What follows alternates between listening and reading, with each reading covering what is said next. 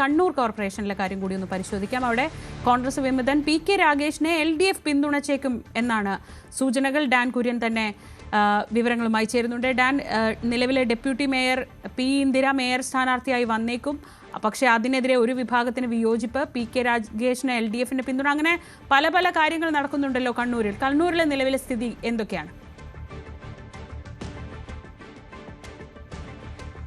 2015 ഈ കണ്ണൂർ കോർപ്പറേഷൻ ഉമ്മൻചാണ്ടി സർക്കാരിന്റെ കാലത്ത് നിലവിൽ വരുന്ന സമയം മുതൽ അത് കോൺഗ്രസ് അനുകൂല ഒരു കോർപ്പറേഷൻ ആയിരിക്കുമെന്നായിരുന്നു പൊതു വിലയിരുത്തൽ. ഇപ്പോൾ തന്നെ ഏതാണ്ട് 34 സീറ്റുകൾ, ആകെയുള്ള 55-ൽ 34 സീറ്റുകൾ UDFനാണ്. 20 കോൺഗ്രസും അതോടൊപ്പം 14 മുസ്ലിം ലീഗിന്റെയും പ്രതിനിധികളാണ് അവിടെ ഉള്ളത്. അവിടെ ആദ്യം TO മോഹനനായിരുന്നു മേയറെങ്കിൽ ഇപ്പോൾ അത് മുസ്ലിം മഠത്തിലായിരിക്കുന്നു. അദ്ദേഹത്തിന്റെ നേതൃത്വത്തിൽ ആ പ്രവർത്തനങ്ങൾ നടക്കുകയാണ്. അതിനിടയിലാണ് ഈ കാലാവധി പൂർത്തിയാക്കി തദ്ദേശ തെരഞ്ഞെടുപ്പുമായി ബന്ധപ്പെട്ട സ്ഥാനാർത്ഥി നിർണ്ണയം അടക്കം നടന്നുകൊണ്ടിരിക്കുന്നത്. അവിടെ ഇത്തവണ കോൺഗ്രസ് നേരിടാൻ പോകുന്ന ഒരു വെല്ലുവിളി കോൺഗ്രസിന്റെ തന്നെ വിമതനായ PK രാഗേഷിനെയും 10 സ്ഥാനാർത്ഥികളെ, രാഗേഷിനൊപ്പമുള്ള 10 പേരെയും LDF ഒരുപക്ഷെ പിന്തുണച്ചേക്കും എന്ന തരത്തിലുള്ള സൂചനകൾ പുറത്തുവരുന്നു.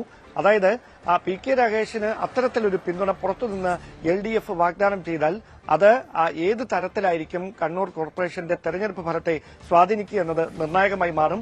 ആദ്യം, അതായത് ഈ കോർപ്പറേഷൻ രൂപീകരിച്ച ശേഷം ആദ്യം നടന്ന തെരഞ്ഞെടുപ്പിൽ ഒരു സീറ്റിനാണ് LDF അവിടെ ഭരണം പിടിക്കുന്നത്. അതായത് നിർണായകമായ ഒരു വോട്ട് PK രാഗേഷ് ഇടതിന് അനുകൂലമായി ചെയ്തതോടെയാണ് കോൺഗ്രസിന് അവിടെ ഭരണം ആദ്യം നഷ്ടമാകുന്ന സാഹചര്യം വന്നത്. പിന്നീട് രാഗേഷിനെ തിരികെ കോൺഗ്രസ് പാളയത്തിലേക്ക് എത്തിക്കുകയായിരുന്നു. പക്ഷേ പിന്നീട് പ്രാദേശിക പ്രശ്നങ്ങൾ മൂലം രാഗേഷിനെതിരെ പാർട്ടി നടപടിയെടുക്കുന്നു. പിന്നീട് പാർട്ടിക്ക് പുറത്തേക്ക് പോകുന്നു. ഇപ്പോൾ അത് അങ്ങനെ തന്നെ ബദ്ധശത്രുക്കളെ പോലെ PK രാഗേഷും കോൺഗ്രസും രണ്ട് ചേരികളായി നിൽക്കുകയാണ് കണ്ണൂരിൽ. അവിടെ രാഗേഷിനെ കൃത്യമായി CPM അവിടെ പിന്തുണയ്ക്കുന്ന ഒരു സാഹചര്യം വന്നാൽ, അത്തരത്തിലുള്ള ചർച്ചകൾ ഫലം കാണുന്ന ഒരു സാഹചര്യമുണ്ടായാൽ അവിടെ അത് കോൺഗ്രസിനെ സംബന്ധിച്ച് അവിടെ ഒരു വെല്ലുവിളിയായി മാറും. അവിടെ കൂടുതൽ പൊതു സ്വീകാര്യതയുള്ള മുഖങ്ങളെ മത്സരരംഗത്തേക്ക് ഇറക്കേണ്ടത് കോൺഗ്രസിനും UDFനും അനിവാര്യതയായി മാറുന്ന സാഹചര്യമുണ്ടാകും. അവിടെയാണ് എടുത്തു പറയേണ്ടുന്ന കാര്യം, നിലവിലെ ഡെപ്യൂട്ടി മേയറായ P ഇന്ദിരയെ തന്നെ മേയർ സ്ഥാനത്തേക്ക് ഉയർത്തിക്കാണിച്ചുകൊണ്ട് മത്സരത്തെ നേരിടാനാണ് കണ്ണൂർ കോർപ്പറേഷനിൽ UDF, പ്രത്യേകിച്ച് കോൺഗ്രസ് ക്യാമ്പ്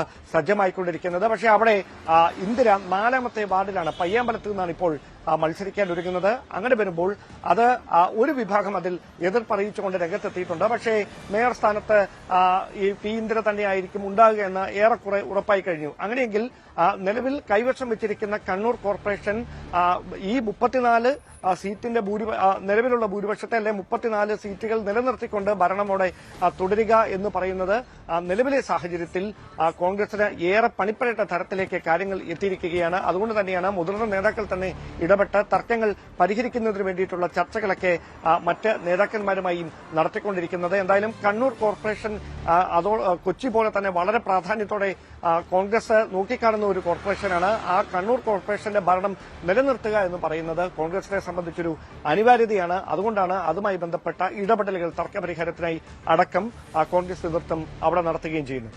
ശരി, ഡാൻ കുര്യനാണ് വിവരങ്ങൾ നൽകിയത്. എന്തായാലും തദ്ദേശ തെരഞ്ഞെടുപ്പിന്റെ പ്രഖ്യാപനം എപ്പോൾ വേണമെങ്കിലും ഉണ്ടാകാം, ഏത് നിമിഷം വേണമെങ്കിലും ഉണ്ടാവാം.